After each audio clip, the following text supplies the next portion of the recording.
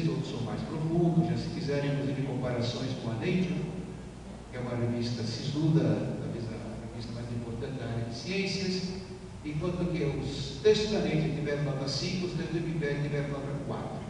Então não está de maneira nenhuma mal para a Wikipédia. Do jeito que ela é feita, com tantos amatores, tanta gente metendo a mão, ter nota 4 foi uma enorme glória e uma grande decepção para a Nature, que achava que a Wikipédia ia ganhar um 0. É um 4. Então, claro que a comparação também teve seus jeitinhos, né? Por exemplo, só se comparar os textos de ciência. E texto de ciência é feito por quem sabe ciência.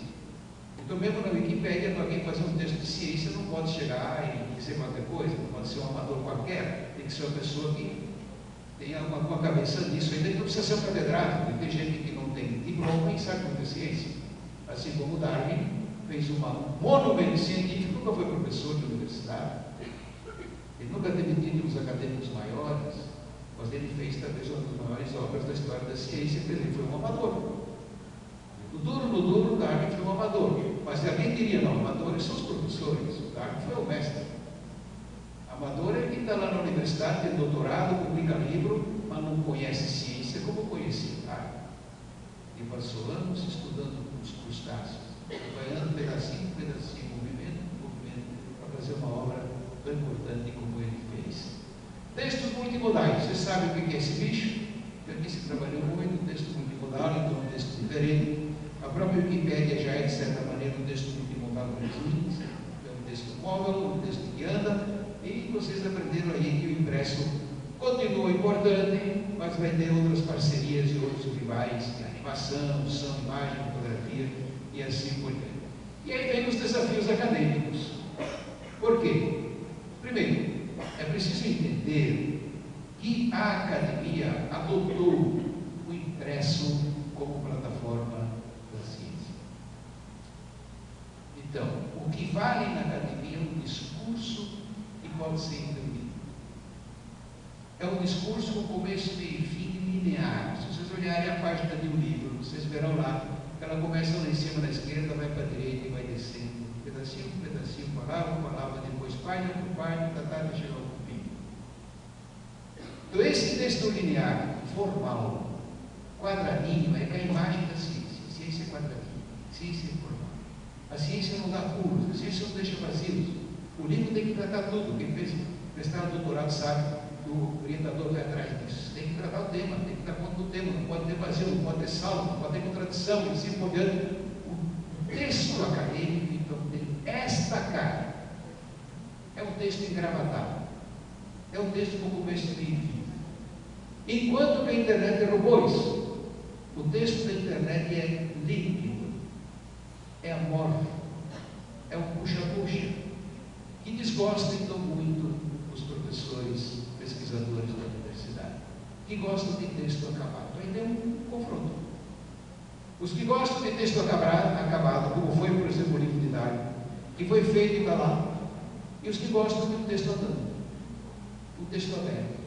O texto no qual você pode participar, você pode meter a colher, você pode acrescentar um comentário, você pode até deletar se você quiser, como no Wikipedia. Só que outros vão desdeletar, porque assim que se faz conhecimento, dentro de acordos e desacordos. Então hoje nós temos clareza, na internet sempre vai ter desacordo. Não há como fazer algo na internet que não tenha algo em conta. Acho que se vocês fizerem um blog, fizerem um link, vão ter essa experiência imediatamente. Coisas das quais vocês nunca imaginariam que alguém ia duvidar. Tem alguém que inventa de duvidar. Tem alguém que vai discutir que 2 mais 2 não são 4. E são 4 dependendo da circunstância.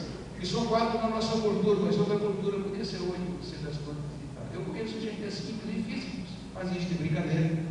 O Vasco Moreno, se quiser uma vez trazer para cá, ele vai brincar com matemática desse jeito, mostrando que matemática também não é aquela coisa tão séria, tão engravatada, tão definitiva e assim por diante. Qual é então a conclusão? Nós estamos numa outra era, conhecimento se tornou diferente, o conhecimento hoje tem várias caras, tem essa ideia então do disruptivo e do digital, retornou muito aquela ideia antiga que nós temos desde a Bíblia, de que conhecimento é uma característica que permite confronto, Conhecimento não é só para concordar, conhecimento para discordar. O verdadeiro conhecimento é aquele que questiona. E a internet é o lugar também do questionamento. Às vezes abusado, às vezes vândalo. Não sei se vocês já passaram por isso, mas uma vez o Los Angeles Times, lá de Los Angeles, um jornal importante, inventou um Wikitorial, um editorial em forma de wiki. A ideia desse jornal era montar um editorial em forma de wiki e todo mundo podia reescrever. Como se faz na Wikipédia? Mais uns sacanas entraram, furaram o site e encheram de pornografia, de porcaria e tal, depois no dia seguinte já fechou. Esse é o problema. Não tem gente que só quer colaborar, tem gente que quer sacanear. A Wikipédia até hoje tem esse problema. O que salvou a Wikipédia é que os próprios wikipedianos, como eles dizem, cuidam disso. E como qualquer coisa entra, é logo abusado, todo mundo pode saber o que está entrando. E o material impróprio é logo descartado pelos próprios wikipedianos. Então, se criou um montão de vigilantes que estão cuidando do patrimônio da Wikipédia. O Los Angeles Times não tinha isso e não conseguiu sobreviver a isso, embora fosse uma ideia belíssima, todo mundo gostava muito dessa perspectiva, e morreu ao nascer. Então, não podemos desconhecer isso. Há muitos problemas sim, mas nós podemos juntos também repensar essas coisas. O laboratório de informática que nunca funcionou, foi uma ideia antiga, mal feita, embora não queiram tirar os méritos da Léa Fagundes e de todas as pessoas que batalharam nisso. Mas foi um erro, porque, por exemplo, o Paulo Renato, que faleceu esse ano, ficou 8 anos como ministro, encheu as escolas de máquinas. E nunca sabíamos também bem porquê. E as máquinas tinham escolas e a aprendizagem nunca melhorou por isso. Nunca teve qualquer impacto na aprendizagem. Esse é o erro. E hoje nós estamos sabendo lidar melhor com ele. Por quê? Qual foi o primeiro grande problema? Não incluímos o professor. Para termos uma boa proposta de ambientes virtuais de aprendizagem na escola, primeiro o professor. Esta é uma conclusão inarredável, minha gente. Qualquer coisa na escola só é importante se passar para o professor. A gente só pode inovar na escola se tiver lá um inovador, que se chama professor. Então, isso nós finalmente aprendemos, a inclusão docente. Aproveitamento online das teorias. Nós também, a gente pode dar uma olhada aqui, pode ser interessante para vocês. Se vocês se derem conta ao manusear o Web 2.0, verão que lá sempre rolam aquelas ideias das grandes teorias de aprendizagem. O que significa que não há um confronto necessário com o construtivismo, com o socio-interacionismo, que assim por exemplo. Muito pelo contrário, há um grande consórcio. O que nós sabemos certamente é que não dá para pegar Piaget e botar dentro do computador. Você tem que refazer. Mas isso seria apenas coerente, porque uma teoria chamada construtivista só vale se for reconstruída. Tem que ser a própria. Então, por isso que alguns construtivistas brasileiros, entre eles a Esther Grossi, que eu considero muito, ela se chama pós-piagetiana, para dar a entender, para não estar aqui papagueando Piaget, mas estar reconstruindo e refazendo Piaget. Então, é muito interessante observar, vocês olharem, por exemplo, o vídeo Game On, o SimCity, o similar, eles se dizem construtivistas, eles se dizem socio-interacionistas, eles usam terminologias escrachadas nessa direção, como é o scaffolding. É um termo usado constantemente em grande metáfora do andando. No videogame, o menino tem que resolver, mas tem apoios. Como na escola, o menino tem que construir um prédio, mas precisa do andaime, que é o professor Ligotti chamava de mediação, e nos Estados Unidos se colocou dentro da metáfora scaffolding. É um termo que se só vê em todo momento. Todo bom videogame é um scaffolding. Todo bom link é um scaffolding. Tem a mediação do centro, a mediação do professor, tem experiências notáveis que hoje são muito reconhecidas, como a Computer Group House, que nasceu em Boston em 1993, e que é um programa pós-escola para crianças pobres, para ir lá e se profissionalizarem digitalmente, que nos oferecem computadores de última geração. A figura central da casa não é um computador, é um computador. Eles não chamam de professor logo para dar uma canelada, não, professor não. Mentor, que significa parceiro, orientador, puxador, incentivador, não facilitador. Lá, o termo facilitar não entra. Porque muitas vezes o papel do mentor é dificultar, não é facilitar. Então, por exemplo, você se tornar um bom animador digital, mexer bem com o Movie Maker ou coisas similares. Se você quiser fazer literatura digital direta e não fazer uma poesia depois enfeitada em coisas eletrônicas, mas já nascer a poesia eletronicamente. Se quiser mexer com robótica sofisticada, lá você pode. Mas o ambiente, o que é? Um ambiente tipicamente de escapulho. O menino tem que resolver tudo. O mentor colabora. O mentor serve. O mentor apoia. O mentor conversa. O mentor planeja. Não tem currículo. O aluno tem o direito de fazer o que ele gosta. Agora tem que encontrar amigos que queiram também. O computador não é 1 para 1. É 1 para 3. Numa cadeirinha com rodinha para poder girar. Porque eles querem que 3 fiquem no mesmo computador trabalhando juntos. Rodando juntos. Uma proposta formidável, já tem 100 computadores, 100 clubhouse no mundo todo, muitos países que trabalham essa metodologia com grande êxito e é muito importante. Bom, o videogame de autoria é um assunto já bem dominado, tem muita gente que pesquisa essas ideias. Por que videogame não é tão certo? Tem videogame que evidentemente não dá certo, tem videogame bom, tem videogame sacana, tem videogame triste, entendeu? Mas tem bons videogames. O que acontece no bom videogame?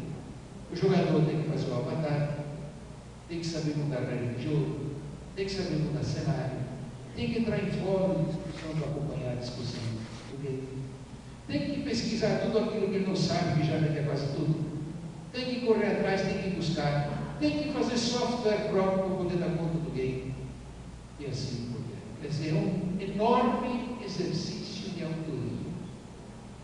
E qualquer pesquisa então mostra que esses meninos se viram melhor a vida. Muitas pesquisas já mostraram isso. Meninos que têm iniciativa, ou meninas também, que têm iniciativa, que sabem buscar, sabem pesquisar, sabem procurar, sabem propor, estão atualizados, sabem conversar. Tudo através da proposta de videogame. Isso é muito importante. É um extraordinário ambiente de aprendizagem. O que aconteceu aí? Se usa a tecnologia para aprender melhor. Se coloca um ambiente tão bem posto que motiva mais a pessoa a ficar aí, às vezes motiva até demais. E também tem gente que não faz mais nada na vida a não ser videogame. E descobrimos também uma coisa muito importante para nós na escola, que o jogador quer o jogo mais difícil possível. Ele gosta de jogo de lascar, em que ele procura para morrer, se desespera, tem que procurar companheiros e tal. Claro que o jogo é solucional, né? Porque talvez ninguém ia comprar. Então, ao final, ele tem uma solução. Mas é uma solução caprichada de difícil. O jogo é simplesmente uma boa problematização. Aí a gente vê o valor da problematização, pedagogia da problematização. Então, o que eu quero dizer a vocês, essas novidades tecnológicas não jogaram fora as teorias da aprendizagem. Não sou contra a escola propriamente ou necessariamente. Não sou contra a pedagogia, pelo contrário, vivo e ideia. Só que no outro momento, reconfigurar. Você tem que saber, então, reconfigurar as coisas. Tem também toda a questão da motivação, que é muito importante, que geralmente a nova geração gosta de eletrônica. Pode-se cultivar perfeitamente o pensamento crítico, que hoje é muito, muito acentuado. Cada vez mais também os bons ambientes de trabalho querem uma pessoa crítica. Crítica no sentido de, por exemplo, se desestruturar, se reorganizar, parar para começar de novo, desse sentido. Claro que quando a gente vai contratar uma pessoa para a Petrobras, a gente não espera que a pessoa tenha uma proposta contra a Petrobras. Por exemplo, de privatizar a Petrobras. Então aí, essa ideia tem um lado enganoso.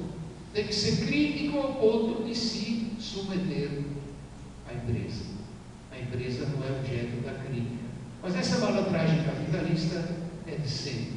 Mas já é importante que existe uma janela crítica, que é uma pessoa que pode sempre aprender. Então, na Nokia, cada empregado fica 3, 4 anos na mesma ocupação. Ou muda. Vai para outra ocupação. Para quê? Para aprender. Mudando de ocupação, você tem que se desestruturar. E onde se deve isso? Em Piaget, na teoria da equilibração. Vocês relerem lá vão ver. E Piaget achava que uma criança, quando está lidando com a realidade, monta na cabecinha dela um esquema de como dar conta com a realidade. Porque ela se faz a ilusão de que a realidade funciona sempre do mesmo jeito. Então ela tem um jeito de como tratar uma coisa sempre do mesmo jeito. Até que um belo dia ela encontra um fenômeno que não cabe. Bagunça a cabecinha dela. E aí que a gente diz, este é o momento da aprendizagem. Quando se desestrutura a cabeça da criança, ela tem que fazer uma nova proposta, que é equilibração. E assim vai. Aí está. É preciso desestruturar a cabeça de vez em quando. Só aprende quem tem essa generosidade, quem tem essa coragem. Vamos refazer, vamos desfazer, vamos começar de novo. Então, por isso que é muito importante que a cada ano não se dê a mesma aula. Jamais. Cada ano tem que ter outra. Eu tenho que inventar outra. Se eu der a mesma aula, não aprendi nada. Continuo fazendo o que sempre se fez. Saber argumentar, pesquisar, estamos todos cheios de softwares nessa linha, que foi uma grande obra que está continuando. Usar essas novas ferramentas para trabalhar a habilidade de argumentar, de fundamentar, e fazer um texto com começo, meio e fim. O Wise é o mais conhecido, até fiz um texto sobre isso, deixei uma sacada, né, no web. Based Inquiry Science Environment. Então é uma plataforma da área de ciências que trabalha bem a ideia de pesquisa. Então, para quem gosta de pesquisar, elaborar, educar pela pesquisa, aí está a versão eletrônica disso. Então, muito bem elaborada, tem um monte de gente que não só mexe com máquina, mexe também com boa pedagogia, e mostra então como pesquisa pode ser a alavanca principal do aprender bem dentro de plataformas digitais. Então, eu esperaria muito que vocês tocassem essa música. Usar a internet, usar o computador para pesquisar, para elaborar, para comunicar. E acho que o curso do PCTE que nós fizemos aqui tem exatamente essa cara. Os cursistas têm que pesquisar e têm que elaborar. Têm que produzir textos multimodais, comunicar esses textos, entre eles se avaliar, ser avaliado pelo grupo central e assim por diante. Quer dizer, tudo isso está voltado para essa ideia de que é possível aprender bem com o apoio dessas tecnologias. O Computer Clubhouse, que já coloquei aqui, que é uma ideia muito interessante, que se houvesse uma outra oportunidade, eu gostaria de tentar uma vez, de pegar essas LAN house, talvez fazer uma LAN house pública, e dividir em dois pedaços. Um pedaço para meninos que podem ter a tendência, a capacidade de se profissionalizar digitalmente, não sair da pobreza pela via digital, que acho que é uma proposta espetacular, e o outro tanto para recuperar. Como tem muito menino atrasado na escola, lá se pode colocar muito software interessante de matemática, de ciência, de língua portuguesa, para eles se verificar perambulando na rua, irem lá, e sob a batuta de 1, 2, 3 pedagogos bons, pedagogos do século XXI, possam aprender bem.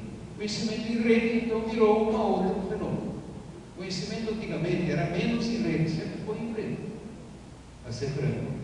Mas hoje é uma rede absurda, é uma rede infinita, é uma rede que não tem nenhum problema de espaço. Qualquer biblioteca tem um problema de espaço. Qualquer biblioteca também tem um uso pequeno, por exemplo, a biblioteca de Harvard tem um uso de 2%. Se a gente fosse colocar na ponta do prego, não tem por que ter a biblioteca de Harvard. O 2% de uso. Quer dizer, toda aquela montanha de coisas físicas que tem lá, só 2% é usado todo ano. E a pesquisa ainda mostra que todo ano é usado 2%, sendo que a maioria já foi usada no passado. Não tem nem renovação do uso, é o mesmo uso. Enquanto que na internet pode ter um uso espetacularmente maior. Aí você tem o excesso de informação. Só que enquanto na biblioteca você tem que excluir, porque não cabe, na internet você nunca exclui. Você filtra para frente. Você tira daí, mas deixa em outro lugar. Você não acaba com nada. Então a internet tem outras habilidades absolutamente importantes. Então ela coloca para a gente uma disponibilidade de conhecimento que nunca tivemos. Só que é um conhecimento mais fluido, é um conhecimento mais raso, é um conhecimento mais perto, mas também tem mais gente que pode aproveitar o conhecimento e realiza uma ideia, que é um sonho enorme da escola. A gente vai para a escola para produzir conhecimento. Não começa no mestrado, começa no pré-escolar. Começa na educação infantil, o projeto da criança tem que produzir conhecimento próprio. Hoje o conhecimento da rede está na boca de todo mundo, porque todo mundo pode meter a mão. Tem um problema amador, claro, que irrita o pesquisador clássico da universidade. Mas é muito importante que uma pessoa simples se meta a fazer conhecimento. Até porque sabemos o que é que produz oportunidades mais do que tudo? Conhecimento. Quem sabe produzir conhecimento próprio está no outro nível. Tem outra visão, tem outra perspectiva, está dentro da sociedade do conhecimento. E quem não sabe produzir conhecimento próprio, fica com os outros. Outro professor, outro estudante, então isso também vai levando para uma outra configuração do que é ser professor.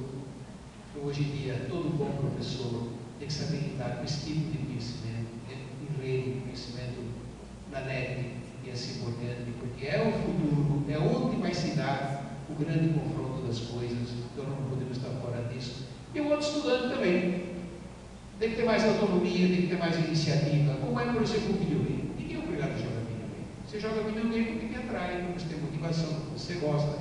E às vezes também se coloca, então, uma coisa contra a escola, que eu acho uma pena, mas muita gente da nova geração começa a detestar a escola, porque a escola não dá atrás. A escola está cheia de professor que não acompanha os tempos. Eles chamam de disconnected teaching. Professor desconectado. Professor que não acompanha os tempos. Eu acho que a gente precisa olhar também para esse perfil de um outro estudante. Nós temos muitos problemas. Muitos estudantes não querem. Muitos estudantes não querem ler. Qualquer professor faz essa experiência amarga. Ler um livro de 300 páginas na universidade já é um insulto. O aluno é capaz de colocar na justiça, simplesmente, ele lê um livro de 300 páginas. E é por isso também que no meu site eu encontro tantos pedidos de alunos de pedagogia que querem que eu faça um resumo de um livro. Porque ele não aguenta ler o texto todo, porque ela resumir. Ele me diz ainda assim, o senhor faz em 15 minutos, mas eu vou demorar 15 dias, não tenho tempo, eu trabalho, eu entendo isso. Mas eu fico zangado não é com esse aluno, é com o professor dele. O professor de pedagogia é o malandro da história. E bota na cabeça do aluno que resumo basta. Aí tem coisas que me alagam. Quando eu olho para o Twitter, que tem 140 toques, eu me pergunto, será que o futuro do texto vai ser 140 toques? O que a gente pode fazer com 140 toques? Então nem tudo são flores, tem coisas também que deixam a gente